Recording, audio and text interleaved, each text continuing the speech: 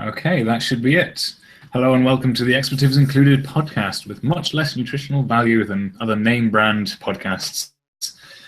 Today, today Kier's having a bit of technical difficulties, mainly with his internet connection, and also he doesn't really have much to say on this topic, apparently. So instead, we've brought on Laurie from our book club, who apparently does have quite a bit to say and is also... I'm presuming I will. It hasn't quite processed yet, but yeah. What hasn't quite processed yet? The film, the trailer, my opinions. I wasn't ready to release an opinion, so I'm hoping it'll just stir up having rewatched. That's generally how we do things. We don't have any kind of solid opinions, or I never know what I'm going to say. Cool. It's a good way to live life. Yes. So where do you want to start? Should we start with the way back when machine and talk about the original kind of controversy that's sprung around about it, or should we just kind of dive right into the... Well, I've got like a cursory knowledge of the build up to this, and I always got a kind of an impression that it's been on the rocks, that it's been sort of in the process of being made for years and years. They've been talking about it. Oh, yeah, I think Dan Aykroyd wanted to kind of do another one basically since the second. Yeah. Didn't want to do the second one, I don't think, at all, to be honest. I think a lot of people didn't want to do the second one, so yeah. I presume that most people who are watching this would know the basics of the films and the build up to it and things. Or are you going to go along the approach that no one knows what this is? Well, I think we can kind of assume that everyone knows about the Ghostbusters, although Kier said that he wasn't really familiar with it, I think, which is... Kier told me he hadn't seen Back to the Future. I didn't speak to him for like 3 weeks. Yeah. I've recently just rewatched the original Ghostbusters last night, or the night before. Just in prep work, that's basically the amount of prep work I'm willing to do. Watch an excellent film. I've seen it quite a few times, so it's kind of in my mind. But I feel like a cleansing process of watching it again. So yeah, I think I need to watch it again as a kind of to cleanse this kind of out of me a little bit. What was your first discovery of the existence of the trailer and the film in general? The film in general, just because I think it was basically just when it was kind of announced that it was going to be an all-female cast, and then kind of like a lot of the people I follow on YouTube kind of caught wind of the controversy that was kind of going on, because there were people who were kind of very anti the idea of, well, because essentially everything is getting a reboot, everything is getting a remake, and people don't like it because all of these reboots and remakes tend to be a lot worse than the original, or at least that's kind of a big idea. Pretty much guaranteed. Possibly one of the only arguable exceptions is not really a reboot exactly is Mad Max, I would say, personally. And that's not really a reboot, but like a loose sequel. But I've been hearing about it for years and months, and then it was pretty much just going onto YouTube, I think yesterday, and just seeing the amount of like faces of people looking annoyed or pissed off or upset or sad, and Ghostbusters reaction trailer written done to it. So I already had an instant reaction to it. I always get the impression when big film companies are thinking of doing these things, they should just make the trailer, put it out there, and then just see how people react to it, and then just go, yeah, no, let's just scrap that idea and not put millions of dollars into this. I was going to say, kind of go on to. So people were kind of quite negative on the idea of this remake of Ghostbusters, and I think also like a lot of people were saying that because it was like an all-female cast, that was going to be just kind of like a gimmicky angle that basically showed that they weren't going to kind of take it all that seriously. It was just like, it was a gimmick, it was a cash grab. It was just they're doing it to put it out there, and they're trying to jump onto kind of like the zeitgeist to make lots of money. And then there was like a counterpoint to that that was saying that, well, here are all these people who are disregarding this film because it's all women, and then it's a sexist attitude to have. And that seems to be like the build-up, and if it was a promotional ploy, then it worked quite well because it's. Yeah. I know, like lots of people have been talking about it, and it's kind of stayed being talked about from like the moment it was announced. It's not kind of been announced and then forgotten about. I don't think. Apart from the sort of like thumbnails of the images of people's reaction to it, I haven't actually heard anyone else's reaction to it. I had my own one. I saw it and then just kind of watched it in silence and then just very quietly closed the video and watched something else and tried to forget it never happened. I was quite what is the popular reaction to it then? Is it all round negative, 100%? No. What I will do, let's see. Ghostbusters trailer, because I've seen like a few people talk about it. Wow, it's got up to like 20 million views already on the YouTubes. Wow. Okay, so it's basically about 2/3 dislikes. Oh, is this doing the thing? Yeah, that's there's always going to be certain people who like it, and I mean, I don't know if you're getting into our own opinions about it yet, or you want to talk about more about the history of it. But well, I was just going to say I have actually seen like a couple of YouTube kind of reaction videos, and a lot of them seemed positive. Yeah. Okay. But then. I don't trust say about it that was getting me the most. I think what's the most obnoxious thing? I think the thing that people are most pissed off about it is the same as all of these reboots. Is the fact that it has the Ghostbusters name on it and the logo, and it's the fact that it's sullying something that is great, that is vastly beloved. It's exactly the same thing that happens like with RoboCop and Total Recall and all these other things. A lot of those films would have been fine standalone films, especially after all the changes they made. And the same with this one. If I'd seen this movie and the trailer, and it wasn't called Ghostbusters, and it was just a group of women, who hunt ghosts, I'd be like, yeah, that looks fine. I remember it's got a lot of the same people from Spy in it, by the looks of it. Yes. And I haven't seen Spy. Yeah. Well, I very much sort of like saw it and thought, oh, well, my niece would like that, or my sister would like that, and then I ended up watching it with them and was like quite surprised at how funny it was. Pleasantly surprised, and I was kind of thinking like if I'd seen that they'd made another film, I would be like, yeah, I'm actually quite funny, that could be good. But as soon as you put the Ghostbusters label on it, you massively raise the bar of what people expect. Well, I don't know, because as I said, I recently rewatched 1 and 2, and I think Ghostbusters 2 actually lowered the bar quite a lot. It did, but I think with the reference of hindsight, with the distance that we've been, everyone just still thinks of the first one, don't they? And you've got to bear in mind, at least the second one was still the Ghostbusters, Okay, they didn't use proton packs. I don't think they ever used proton packs in the second one, do they? They do, but not really. Maybe, yeah. I mean, they've got the new packs they build, haven't they? Which... in my later years, I've heard many people say was basically a marketing ploy because Ghostbusters toys sold so well. They basically wanted to make some new toys, and apparently loads of stuff in the second movie changed because of how the cartoon was. The cartoon was so popular, and all the merchandising from the cartoon. Like, I think they changed lots of like little details in it, and some of the personalities, and some of the. I think the car was changed or something like that, and they made Slimer come back in the second movie, which uses a one-off ghost and stuff. And he's obviously coming back in this. Popped up 2 or 3 times actually in the second film. Yeah, exactly, because of the cartoon and because that was massively pandering. That was a massive sellout. Yeah. But do you reckon it's a good thing or a bad thing that it doesn't have any of the original cast there, apart from the obligatory cameo from, I'm guessing, Dan Aykroyd at some point? Well, it does have Slimer. Slimer appeared in the trailer, so he's that doesn't really count. I wouldn't be surprised if Dan Aykroyd plays a cameo role, but I wouldn't want him. Maybe he's playing Slimer now. He's getting quite old, so Well, no, I was thinking like he could be like the mayor character or something. Surely he would be this. I presume it's set in the same universe, though. No, I think it's entirely new. I mean, like, the trailer does say, like, 30, 40... Beginning, it says 30 years ago, so I kind of presumed that it was carrying on in that spirit.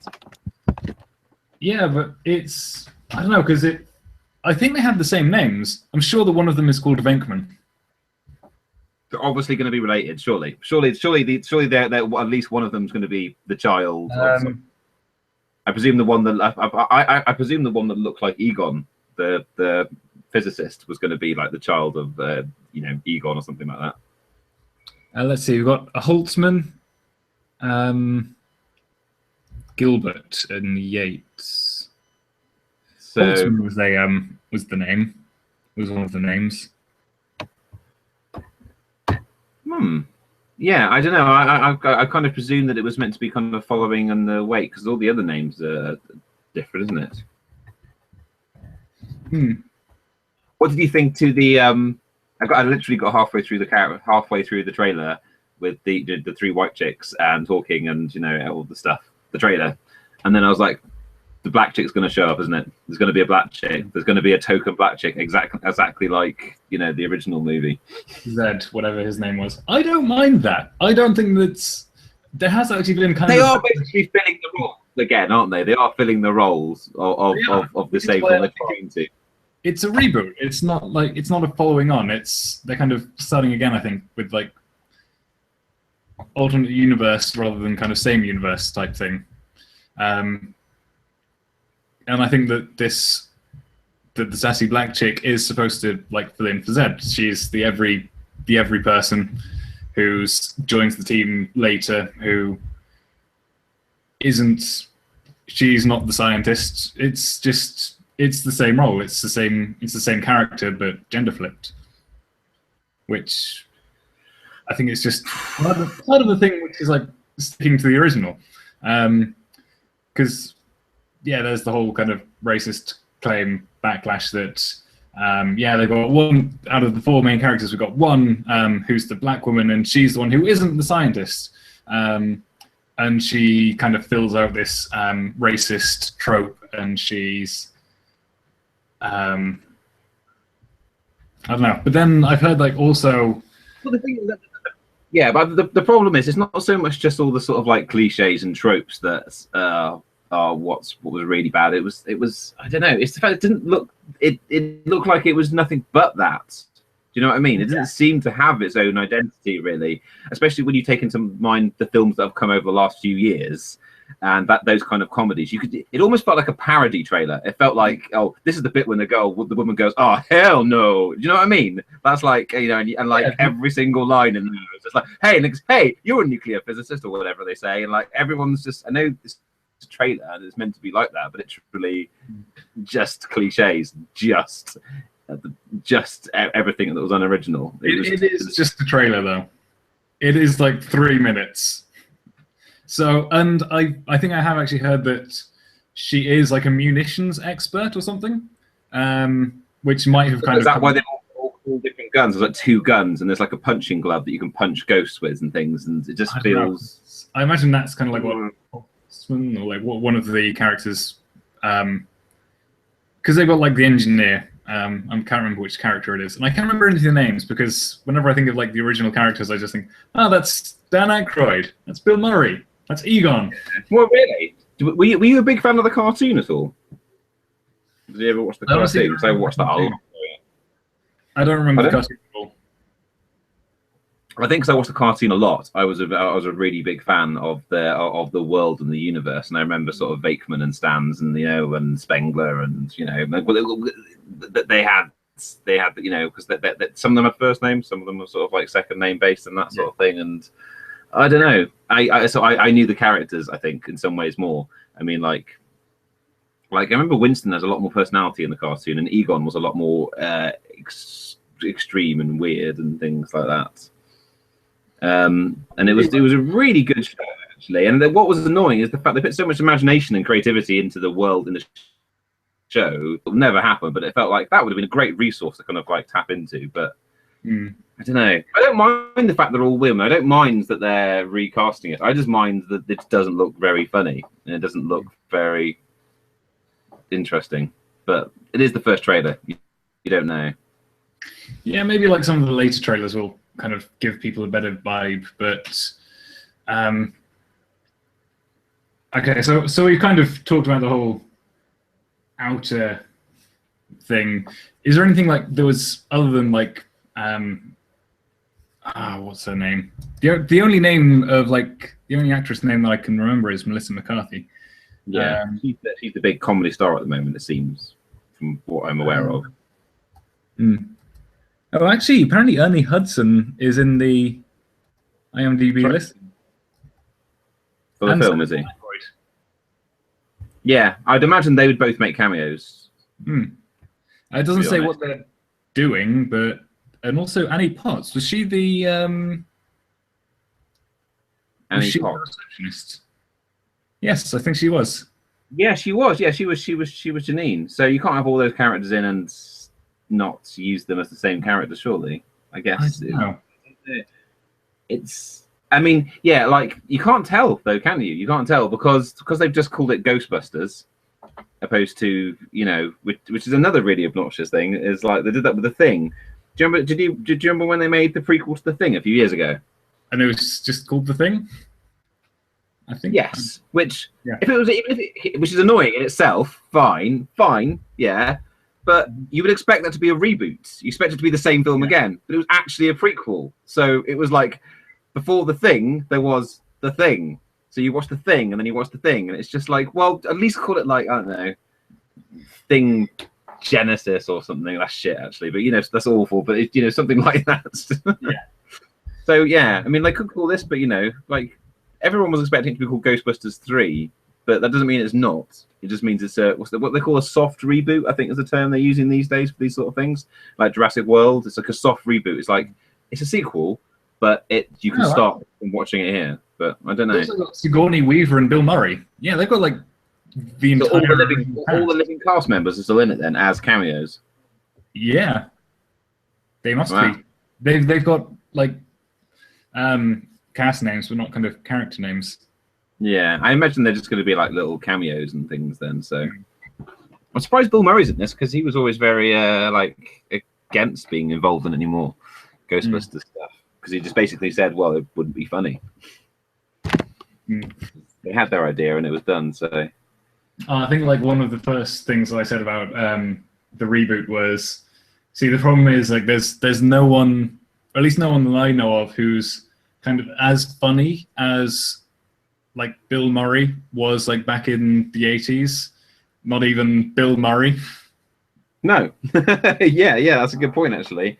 There isn't any. Well, there doesn't seem to be. There might be someone with who might just sort of pop out of the woodwork every now and again, but there's a different level of comedy now. I mean, it's a different style of comedy. I mean, like, yeah, there's nothing wrong with having like an all-female cast, but I don't know.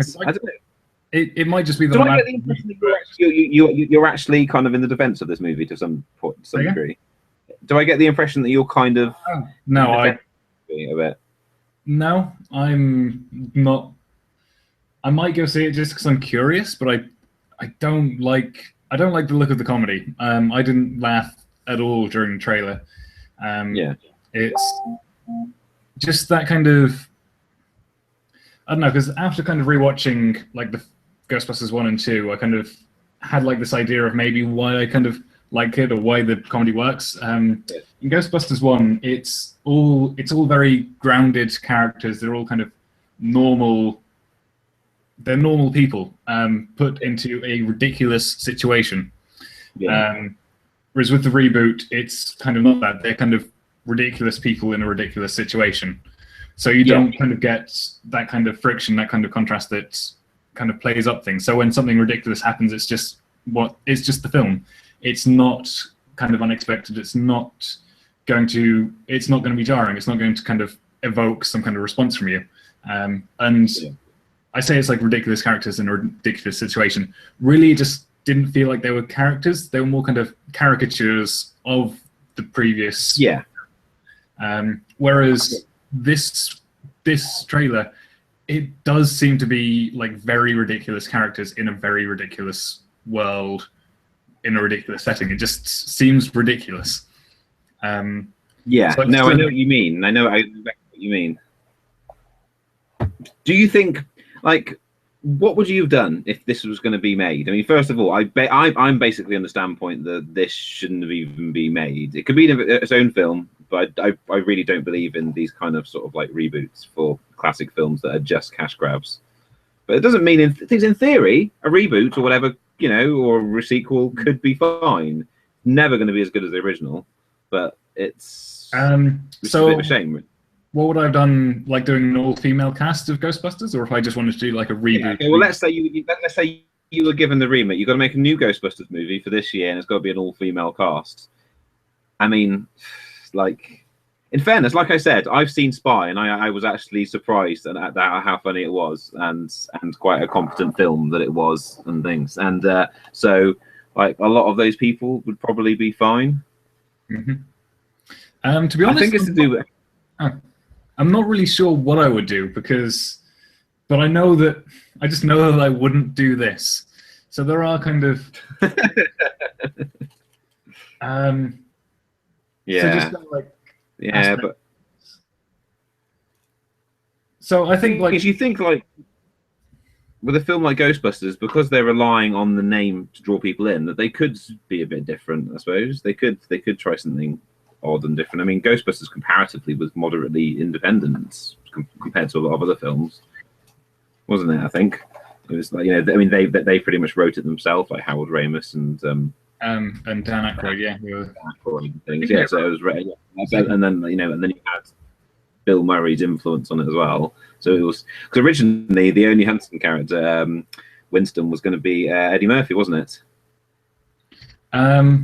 Maybe. From what I understand, but then I heard that he was going to be in it originally, and then dropped out, and they'd already kind of written his role in the room, but that's in the movie, and then that's why he's not in it that much. I mean, like on a lot of the versions, he's almost like, especially on the TV version, he's pretty much cropped out of every scene. Whenever there's four of them standing there, they just cut three of them in there, which is a bit of a shame, really. Yeah.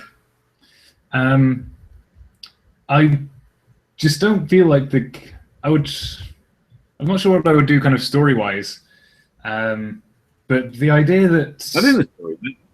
Say again? I was going to say, I mean, the plot as such, I don't think that's as important. I mean, is it that isn't what that isn't what draws you into Ghostbusters, I don't think. I mean... No, because like the first one, there wasn't really that much of a plot. Because like, what is the plot? Just there's something strange in the neighborhood. Who are you going to call? Ghostbusters.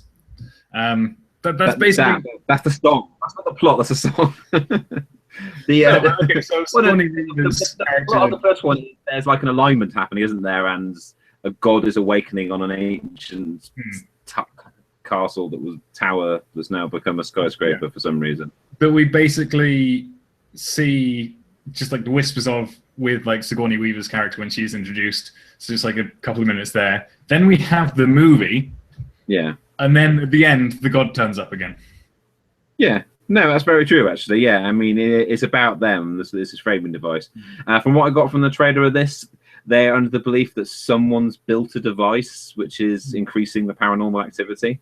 Yeah. There's an episode of the cartoon. There's an episode of the cartoon when the Peter Venkman character does that weirdly. He builds a machine like a ghost attractor by accident, and they're just getting loads and loads of business because he's built this machine, but he can't stop it, and so they're inundated with ghosts all the time.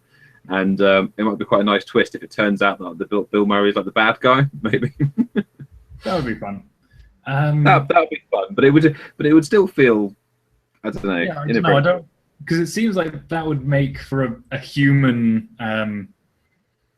antagonist, and I'm not sure I like that as much. I don't think that would just kind of have the same kind of same kind of draw. So like I would probably try and change that for the plot wise.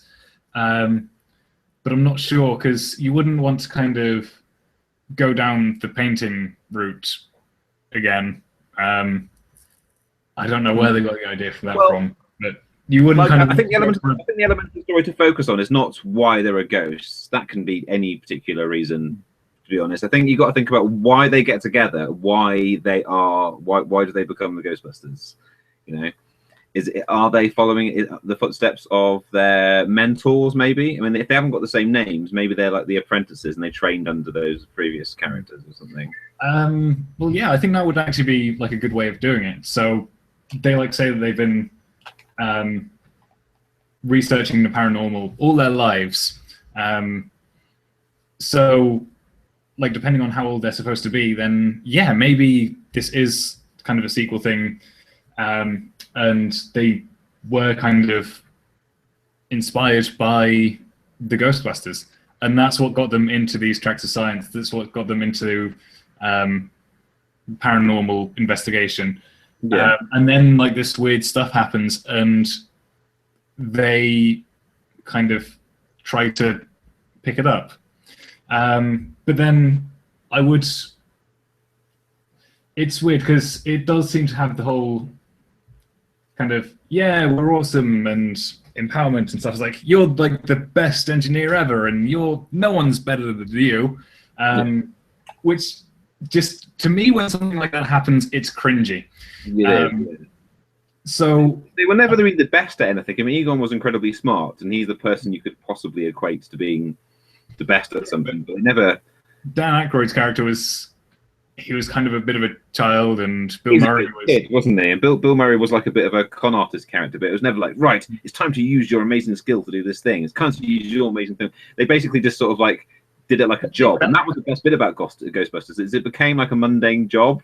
Like you'd see them, they were constantly smoking cigarettes, and they were tired and not getting sleep, and it just felt like they were just people. It was like, if it comes with a steady paycheck, then I'll believe whatever you tell me to believe. Exactly. It's a great line. And I just think that if I was going to rewrite it, then of course they would all still have to be competent people, but you would have to have them kind of, I don't know, I guess kind of not believe in themselves as much, because then there's kind of adversity. There's kind of the realization that, you know, we can overcome this, and it's not going to have to be kind of, it's not kind of a gigantic act. It's just people doing their job. Yeah, no, exactly. But well, I think that's the other thing as well, is that it doesn't really feel like it's the same sense of humor or the same dynamic in any way. And that's, I have had one person kind of describe it as kind of a Ghostbusters film directed by Adam Sandler, which I don't know if it's going to be that bad. At least it might have jokes in it, but yeah, it's like another film wearing the skin. It's like another film has killed Ghostbusters and is wearing its skin and pretending to be it and hoping that people will follow it and give it money. It just feels a bit weird. I'm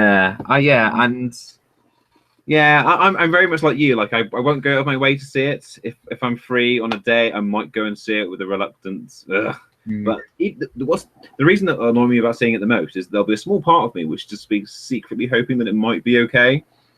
Like, that's yeah, and that's the worry. That's the worry, really, is the disappointment. But I get the impression it's already set itself in stone now. It's already going to be what it's going to be. People have made their decisions. They'll get a new audience, maybe, but why does it have to have the Ghostbusters name? Why couldn't it be called something else? And then it'd be fine. We don't make new things anymore. I know, but maybe that. I'm hoping that. Do you reckon we'll go through a trend? This is just a trend at the moment when we're just massively copying other things, and eventually it will end. Because in theory, only one or two things can happen. Either it will just eventually, well, three things in theory. One, it will just end, and we'll end up being enlightened, and we will realise there's a terrible things, do new things which will never happen. Two, we'll literally run out of things to copy.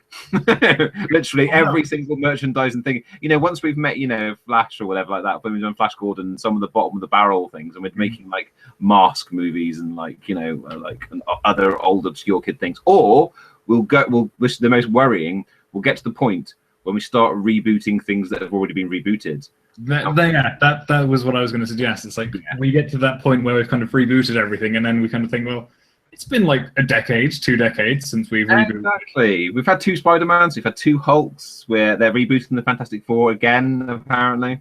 Are they? I don't know. It wouldn't surprise me. That's what I heard. Actually, no. Haven't they already rebooted Fantastic Four? Wasn't that last year? No, that's what I mean. They're rebooting it again, apparently. Apparently, it is now going to get sold over. This is still many years down the line, but it's very much like because it was such a bad reaction, they're literally thinking. I think Marvel might be trying to get their hands on it properly and put it in the Marvel universe, maybe and stuff. But anyway, but the idea that that's even considered, you know, that these films are. I mean, like the Jason Bourne, didn't they? Like there was 3 Jason, just going out of normal movies. There was 3 Jason Bourne movies. Then they did a new one, didn't they, with Jeremy Renner or something like that. And again, I think it was alright, but I think didn't do that well. So then they're now doing it again with the original Matt Damon character. Yeah. Not that it's so much of a reboot, but it's very much kind of like, yeah, let's give people back what they know. Let's try and do that again. It's probably just like we've got a bit of an echo. Just turn the volume down. I think it's going to be just like money. If these reboots keep making money, then they're going to keep doing reboots. So, well, the thing is though, if they rebooted something and it did really, really well, then it wouldn't be so much of a reboot. It would that they would carry on the series or something like that. But this keeps happening to things keep being sort of rebooted, and then you don't get a sequel, you don't get a second one because it just wasn't that popular.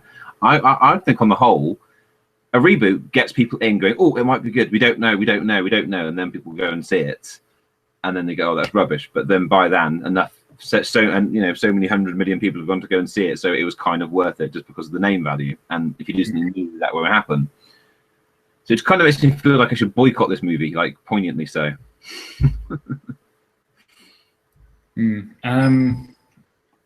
no, I think like for a while at least, it is just going to be kind of reboots and book adaptations. That's all we're going to be kind of seeing in the cinemas. It's going to kind of be the big name. Yeah, there's nothing especially wrong with the book adaptations. I mean, tons of things you wouldn't even think of for book adaptations, but still have the air of originality to them. Which is fine. I think that's actually quite good. At least with a book, it's got a nice, clear, concise story that someone at least has thought is okay.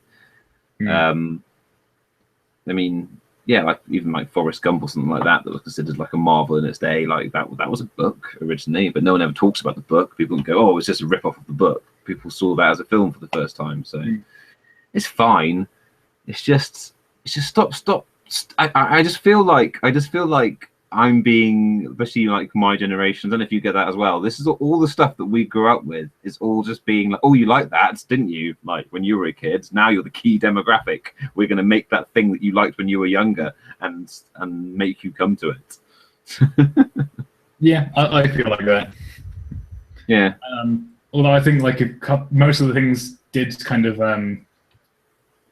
come out before I was like around to like experience it the first time around. It was kind of still the stuff I was discovering kind of, in my childhood. This was kind of like, it was already kind of like yeah. It was already kind of tried and tested there. And it was just like, yeah, this is something great, which kind of, here's something great. And it's like, what's this? And it's like, wow, that's great. Do you think the new generation, the generation when you first saw Ghostbusters or and so forth, that whatever age that is now, sort of 10, 12, whatever like that, do you reckon they have that? Do you reckon they're being given films from the generation before, or do you reckon they're still being given films from that same generation? Is that just me being kind of like, oh, it was so much better in the 80s and 90s? No, I don't really know any people of that generation or anyone who has kids of that generation. I mean, my niece is about that age, and I might be a bit unfair and not really like a tried and tested system because I'm the one influencing her. But she watches a lot of new things, and she's not that into them. She's into them a little bit. She's like all kids her age. But then I show her something. Hey, have you heard of Bill and Ted? And then she watches it and goes, "Wow, that's amazing!" And I know. And like other things of that generation, and she does quite like. But then again, some of them are actually too boring for her age and that sort of thing. So I don't know. I maybe eventually have kids. I'm probably going to show them stuff from like the 80s. Yeah, but I mean, like, are there films from like the generation? Exactly. So will I, and I think so will a lot of parents. But I wonder if people are going to go, oh, you really need to watch, Shock Boy and Lava Girl, or some other kids movies that came out when we were too old for them, That's probably a bad example because I think it's awful. No, that was awful. Or I can't, thing is, this is that I can't even think of those other films. I can't think.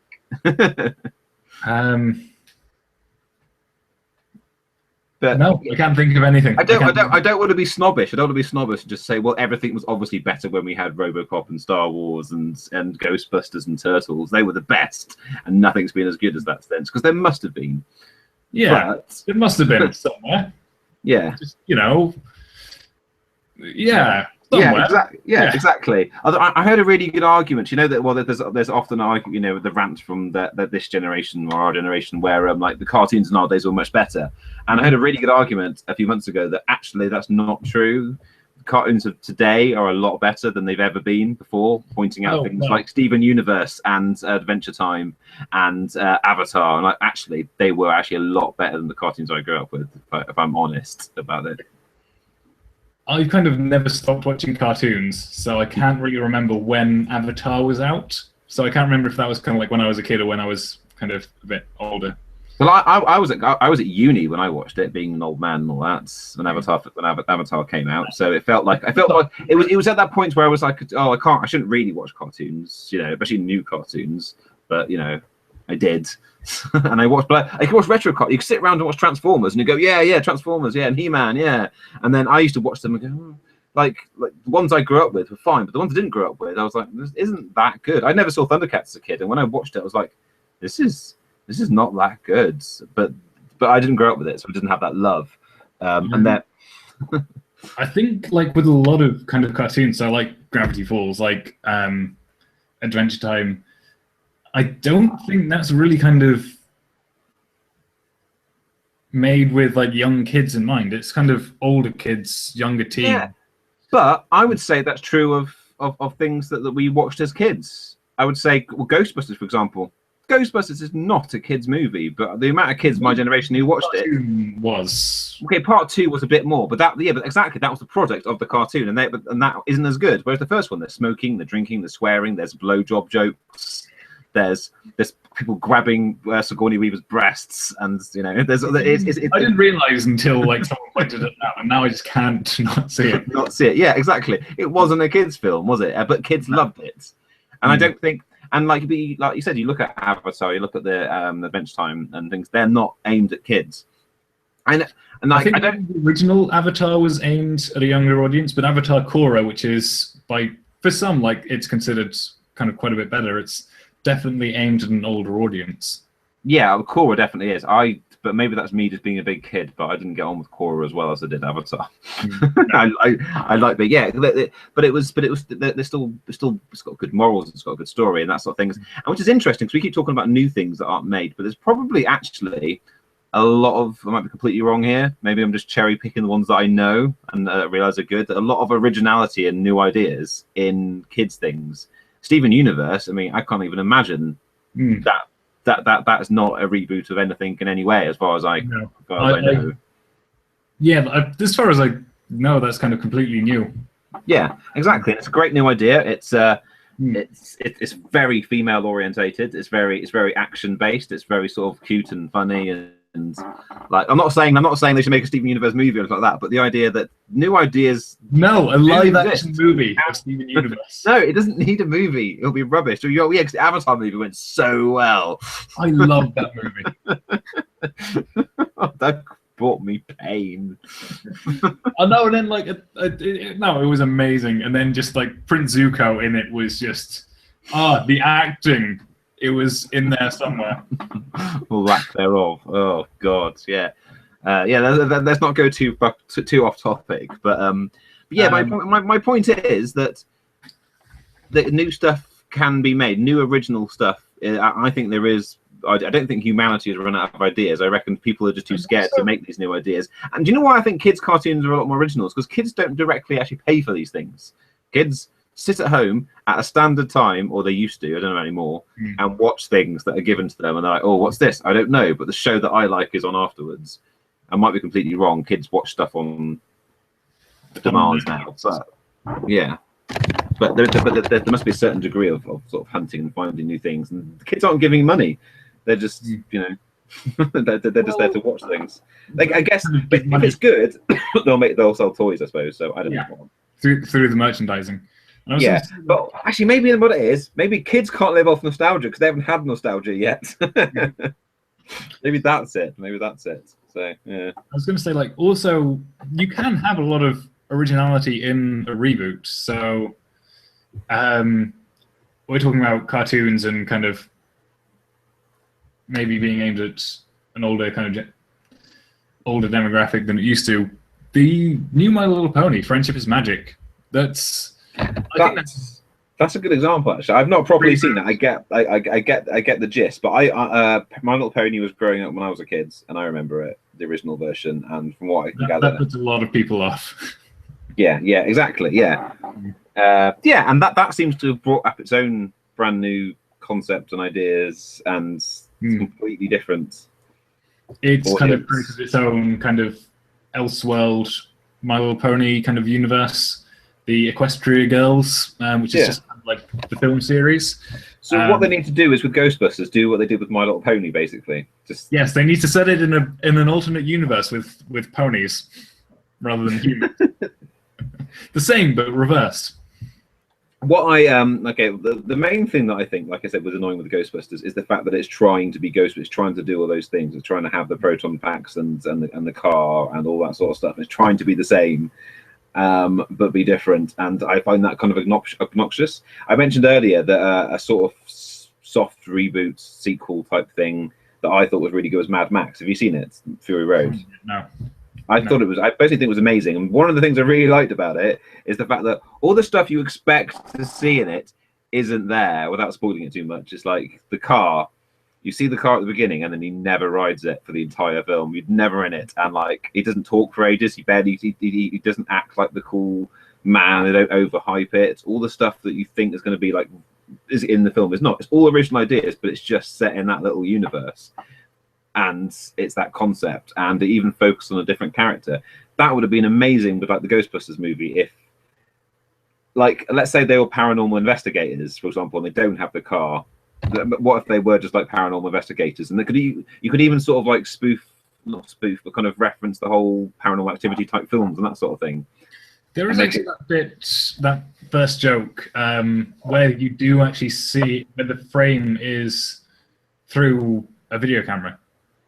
Oh, really? That is kind of like what it made me think. Like the librarian ghosts. There's like a one clip of where you see it through the camera, and I did actually think that's kind of. Yeah, maybe, but that seems like it's more like a sort of a one-off joke opposed to like a concept sort of thing. Maybe, yeah, but like I don't know. It just feels like it's trying to do it all. It's trying to be the exact same when it should have just taken the essence of what it was and then redid it, done something different. I don't know. Like I said, I don't believe it should even exist. I don't think it should exist. No. So I think I did hear you like chuckle while you were watching the trailer. What part was that? What were you laughing at? Can you I was chuckling at the fact that the Black Woman turned up on cue. Okay. So I was laughing at it, not with it. I must admit. Yeah, I wasn't secretly loving the. I was just trying to think of a joke that was in it. There's the joke about the slime getting everywhere. Oh yeah, every crack.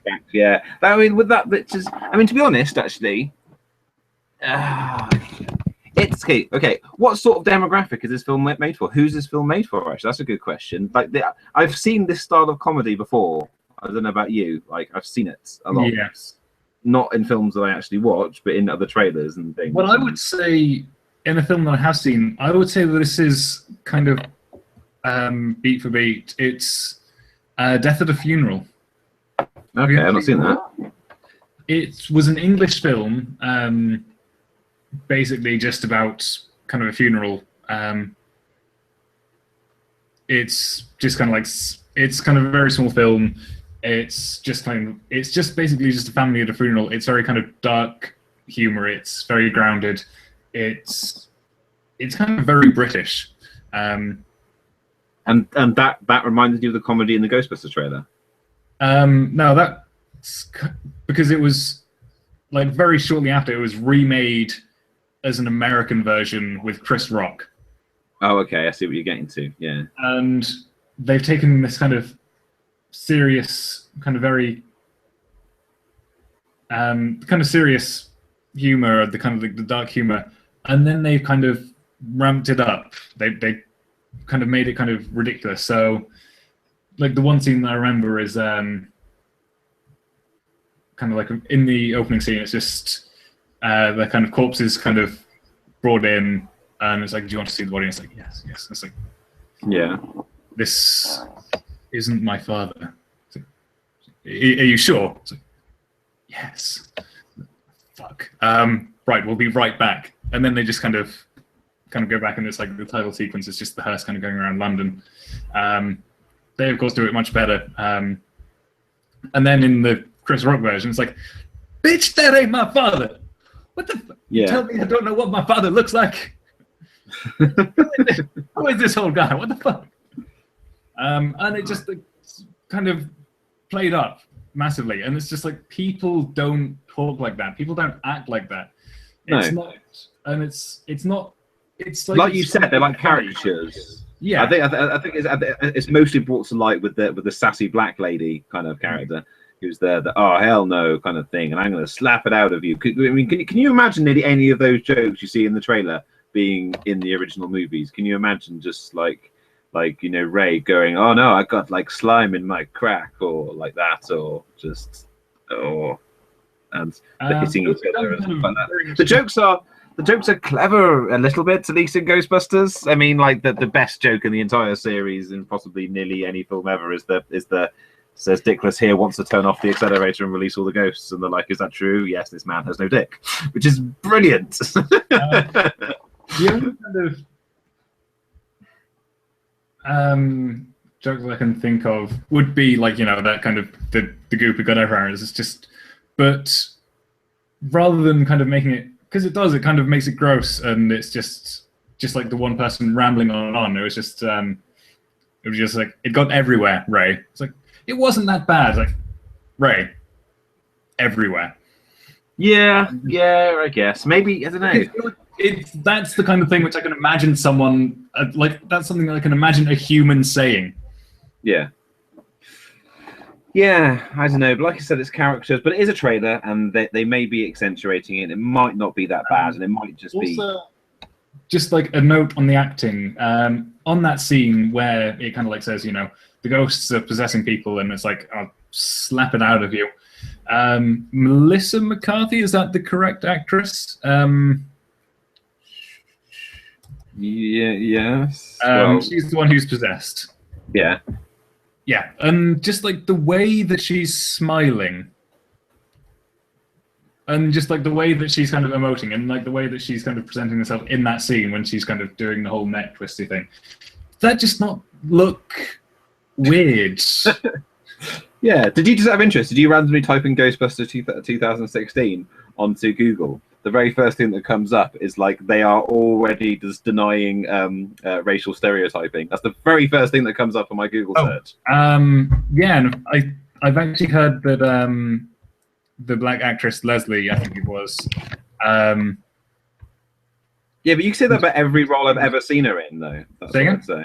You can say that about like every role that I've seen her in. Every role I've seen her in, she always plays the same character. Apparently, she's from Saturday Night Live, and that is kind of like her shtick. Yeah. So she's kind of typecasts herself into filling that role. And she could be quite a good actress, but it's just the fact that she's, yeah.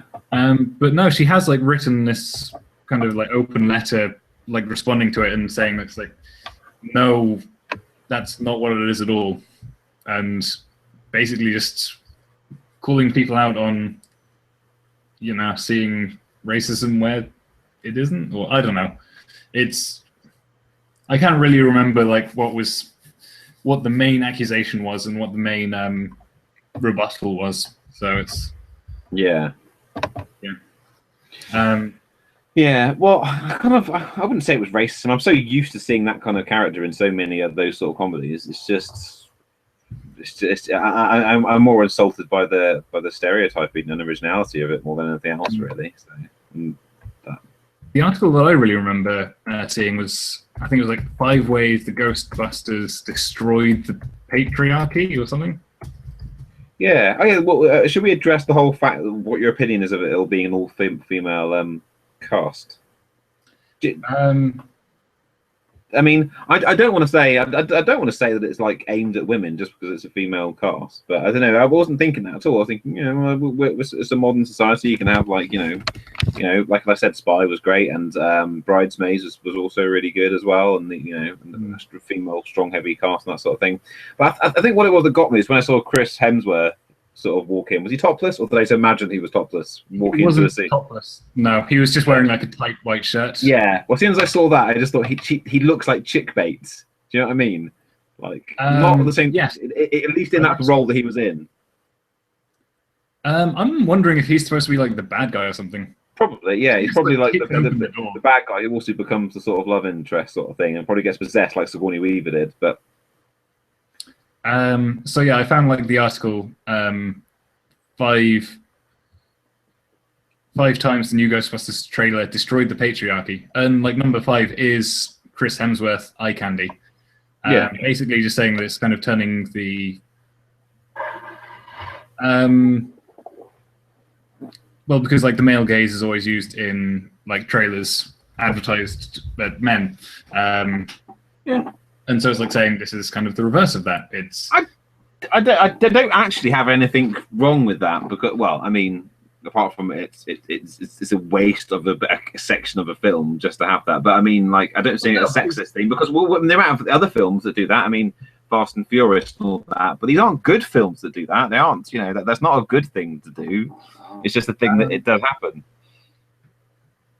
And I think it's, even if it is female gaze, it's a teaser. We don't know anything about Chris Hemsworth. We're speculating. You are right. I mean, yeah, but I mean, like later trailers might have more Hemsworth in it. Yeah, more Hemsworth. I think it kind of is. Are you getting your Hemsworth? Did you make that up, or did you steal that from me? I made that up. I'm not proud of it at all. I think it probably is aimed at a more female audience, because Chris Hemsworth is, like, at the moment, he is kind of the eye candy, as the article says. Okay, if you agree with that as well, because I'm not saying it is. I'm uncertain. The reason I'm uncertain is because it seems like a really weird choice. But simply because I would imagine, again, demographics. If the rest of the film was made by pure demographics, that they're very much just like, who can we, you know? It's like I imagine it as a classic guy movie, really. Not that maybe I'm completely wrong, but maybe they're appealing to the rising demographic of female geeks, because I've met quite a lot recently. There is a massive female geek demographic, so maybe they just thought there's women and then there's geeks. If Ghostbusters is a geek movie, or at least, you know, from that demographic, big kids basically. Geek movie. So maybe it is just kind of testing the waters. Maybe it is just like, we want to see if a geek film aimed at women will sell, and to kind of cover all of our bases to make sure that it's definitely going to work, we'll kind of make it the Ghostbusters, because everyone's going to see that anyway. I don't know, it's like, it's testing the waters, but it's also a safe bet. Yeah. Might be where they're coming from. Might be that kind of thinking behind it. I guess so. I mean, a lot of these movies are they do try and test things, don't they? I suppose it's based on how things go. Do you know who's written this film? I know Dan Aykroyd is credited, but that's probably just because he wrote the original. Wow, it's got 4 writers. That's never a good sign. Krieg?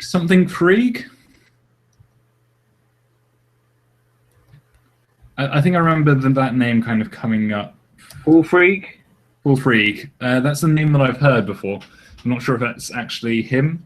Yeah, I'm just curious what what else has he written? Yes, do you know what? I didn't even look. What were the 2 films that I mentioned?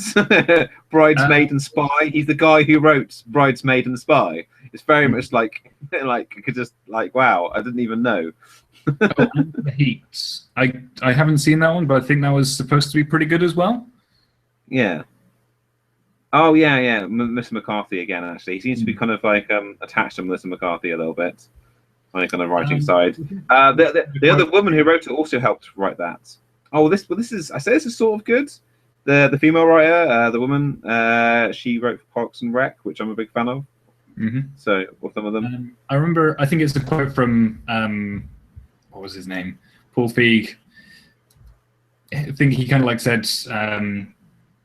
Like the reason the Ghostbusters did so well because it had like the 4 best comedy actors of the time, and he believes that this Ghostbusters movie is going to be good because he's got who he believes are the 4 best comedy actors of the time. Well, it was meant to be the 4 best comedy actors. That's what you look at the poster for Ghostbusters. Yeah, because it was meant to be Eddie Murphy, wasn't it? Nothing wrong with Ernie Hudson, but he wasn't a comedy actor. He's a cool guy, but he's. Yeah, no, I see what you mean. Yeah, they were trying to do this. I see what they were trying to. What's the phrase? Catch lightning in a bottle again, or whatever, something like that. They were trying to get all the ingredients there again, and but yeah, I wouldn't be surprised if he's attached to Melissa McCarthy. If he does think that of her, then he's going to want to kind of keep that relationship. Yeah, that's fine. And like I said, those 2 films that he was responsible for were quite funny. It's just, you know what? Like I said, okay, would you actually have a massive different opinion if this wasn't a Ghostbusters movie? I mean, you wouldn't be talking about it now for a start, but I mean, would you? I wouldn't be talking about it now, but that's just because I would see it and I would just think that it looked like a bad film that didn't need talking about. Yeah. Yeah, so you genuinely would think it was kind of like a dismissible kind of film. Yeah. Also, like the same if it was like an all-male cast. I think it would like just. Pixels. Say again? It looks a bit like Pixels, doesn't it? Yeah, it looks like a kind of an Adam Sandler movie. It's not the kind of thing that I go into. It's not the kind of thing that I'd want to watch. Yeah. Do you know, I genuinely feel, Dan, we should actually go see this and then do a review afterwards. I kind of want resolution on this opinion, basically, to see what we think of it later on. So you have to tell me when you go and see it. I can't boycott it now, out of principle. I don't know. Is there anything else that I want to say? Is there anything else that you wanted to bring up or?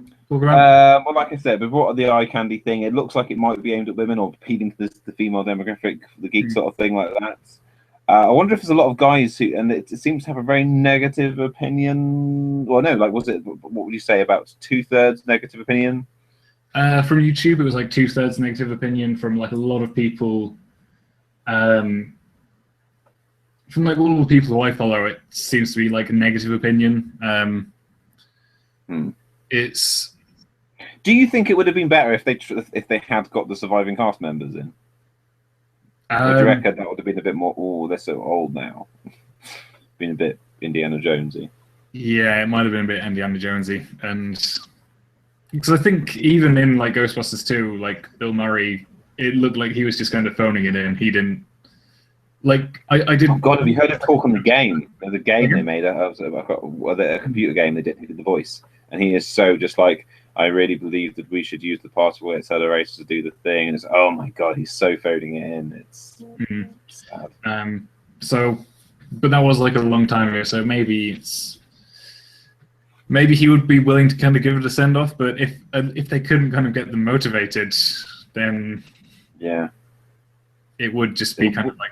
It wouldn't be the same without Bill Murray. That's the thing. So you never know. It could be good. It could be okay. But the best I think it could ever be is okay. I think it's kind of like and I think they'd be wise to make it a sequel because I don't know, just because at least cast members. So because they do have them, even if it's just in cameo roles. So it's I don't know. Yeah, I mean, it's not like Bill Murray hasn't done any bad cameos, though. You've seen Space Jam. He just randomly turns up in the middle. Space Jam? As in... The one with Bugs Bunny. Yeah. Bill Murray just turns up for like 5 minutes or 2 minutes or whatever in the middle. What? Fair enough. Yeah. In Casper, Dan Aykroyd turns up in the full Ghostbuster gear. and like, the goatee. Yeah, and he hadn't even So shaved. I remember, I think it was like Nostalgia Critic who was like saying, it's like, oh yeah, they managed to get Dan Aykroyd, but they weren't paying him enough to shave off the goatee. Yeah. Oh. No, I think it's I'm not even sure if it's going to be okay. It seems to be like that kind of film that I can't remember why, but I was talking to someone about, because I don't get anti-humor. I don't find it funny. It's like there is no joke, and that's the joke. The Adam Sandler approach, yeah.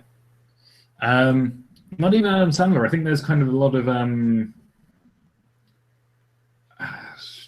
Do you mean it's kind of meant to be like the funny situations? I don't know. Sometimes I don't know. Sometimes it works, but a lot of the time it doesn't. You have to be very good. I want to say Seth Rogen, but it's not Seth Rogen. There is like an actor who's does like a lot of anti-humor. It's like you build up. It's like you kind of do like feed line, and then there's no punchline, and that's kind of like the situation and like the subversion of the expectation. That's the joke. But yeah, I want to say like Step Brothers. It's like one of the guys in Step Brothers who. Do you mean? I'm not going outside. Anchorman guy. Oh my god, what's his name? Been gone bad. No. Will Ferrell. Ferrell. Do you mean Will Ferrell? Ferrell. Possibly. Yeah. Yeah. Adam McKay. Oh no, that's the writer's stars. John C. Reilly. Yeah. Oh, John C. Reilly. Yeah. He relies on looking weird and being weird. I'm like, yeah, okay with him. Sometimes, like, if he's written well, I guess. He isn't someone I just find funny just from him being him, though. So. No. Things that, yeah, I mean, it sounds weird actually. I think I prefer this woman cast. I just literally think, what if they got like Will Ferrell and John C. Reilly to be the new Ghostbusters and things? Would that be good? I kind of think that would be worse, actually. I think I'd be more insulted if they tried to, because Will Ferrell and John C. Reilly, when they were in a film, especially Will Ferrell, it becomes him. He was always the same kind of humor, and it takes over the film. Yeah, I would say worse, but that's only because I don't know these comedy actresses. I do kind of know the actors, so there's kind of hope. Like I said, I'd recommend. Actually, I'd be very interested to see your opinion on Spy if you get a chance. It's not hysterical, but it was like much funnier than I thought it was going to be. But it was the situations and things and that happens, and have you seen the trailer? Have you seen the trailer for it? No, I haven't. No, it's funny because it's basically our spy organization, and there's a bit in it with Jason Statham, and he's talking about how much an amazing spy he is, and how Melissa McCarthy can't be a spy. And he was like, I once drove like a car off the top of a bridge onto a moving train on fire. He says, not the car, I was on fire. And it was like, that's quite funny. And like that sort of, but that made me watch it, and I was like, that was quite funny, but that wasn't that. And that thing is, that was basically parodying what's it called, like James Bond and all that sort of things, and all those Jason Statham movies, and that was great. So, like, if this film had been like a film about women who were ghosts, who hunted ghosts and things like that, then that would have been fine. But because, and it might have actually been, oh, I'll go and see that because it's made by the same person who made Spy, that I thought was funny. But now I'm just like, I don't know. There's not really enough to kind of make a parody in that kind of.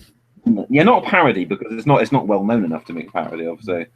But I mean, for a modern audience. I was going to say something. It's completely gone.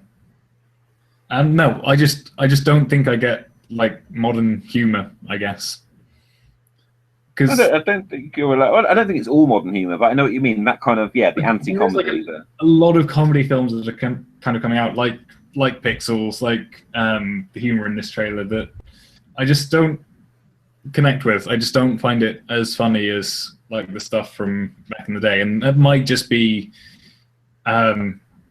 nostalgia and stuff. But I just, what would you say is one of the funniest films that you find funny, at least anyway? Like one of the, and it's a difficult question, but like,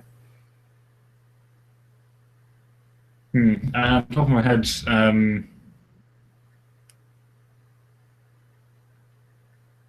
I can't think of any films at the moment.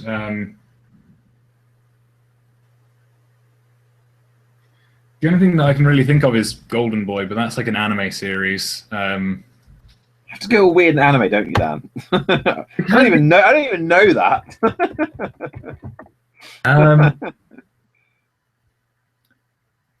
I mean, but that's weird. Like, I don't know if it's a taste thing, but I don't know what Golden Boy is like. But a traditional anime comedy, I kind of struggle with. I always find it so weird. I don't get it. And it's from ¡95, so that's yeah. Yeah, but it doesn't represent classic Western. Not that it's the best or anything like that, but it is. No. But like, okay, well, anything funny, like Blackadder, for example. Then you can't. No one can dispute Blackadder. I know it's not a movie, but you know, like that's perfectly sculpted jokes, isn't it? And like, well, actually, no, Hot Fuzz. That's Hot Fuzz, actually. Because Hot Fuzz. Let's go with that. Yeah, Hot Fuzz. That's a good one. That's the one that people know, and the humor in that is meticulous. It's a good example, actually, because they are weird. They are really meticulous with like every single joke. Not even just the words that come out their mouth, but it's literally like the visual gags. The editing is funny. The cut scenes between one thing and another are funny, and just everything. Yeah, it's brilliant. But is it just because that's difficult? It requires thought, or do you reckon that's not actually popular now? Do you reckon people, or do you reckon that people, a mass audience, doesn't get Hot Fuzz? Do you see what I mean? Or is that just me being snobbish and just like, people like Twitter humor? I'd imagine that people kind of find it funny. I'm not sure. I mean, it's considered a great funny film, but I mean, like, that's like critical acclaim. I'm not sure, like what. Yeah, was it box office acclaim? You know. Okay, but yeah, that's what annoying. Like after Hot Fuzz and Shaun of the Dead, Simon Pegg was being scooped up by America. But do you ever see him in the American films play anything close to one of his one of those his original style of comedy? No, he's always the same character. He's just the goofy one, isn't he? Yeah. Yeah, he never plays a character who the character the Nick Angel character that he plays in Hot Fuzz is quite a detailed character. He's got a great personality, and it's very unusual. You've never seen Simon Pegg playing like that, like in a big American Hollywood film. They would never give him that kind of role anymore, which is a shame. That's what he feels like. He's been watered out, and that's kind of what like the comedy in this feels like. Going back to the Ghostbusters trailer, is that it feels like it's just been kind of like watered down to be the kind of thing that appeals to everybody, but not specifically to anybody. So, yeah. Whereas going back to the original Ghostbusters, they were jokes in there, kind of. Some of it is literally just let's put Bill Murray in a room and just see what he says. I still haven't seen Groundhog Day. What? Come on, Dan. Come on, you're not talking to me for 3 weeks. There's only 2 weeks for Groundhog Day. That was Back to the Future. Seriously, he was not seeing Back to the Future. No idea. Anyway, yeah, I think that's it. Unless you can think of anything else. No, I'm just kind of puzzling over like comedy films now. I think, like, what would I say is my favorite one? And I'm going to be thinking about that for a while. I think. Yeah, I'm just going to kind of go upstairs and rifle through all of my DVDs. Well, I mean, like, it's a bit of a bloody film student snobby thing to say. That's what they all say, but I adore With Nell and I, and that's I don't know that's fluid language humor, which I quite like. I mean, I think I would say it's one of the few films that nearly every single line of dialogue is a quotable line that someone could say in some sort of context, and like the same with Big Lebowski. I mean, but that's my personal taste of like that kind of like funny humor, interesting lines playing off each other. You know, like someone had actually written a comedy script. Right. No, I think we've kind of covered this as much as we can.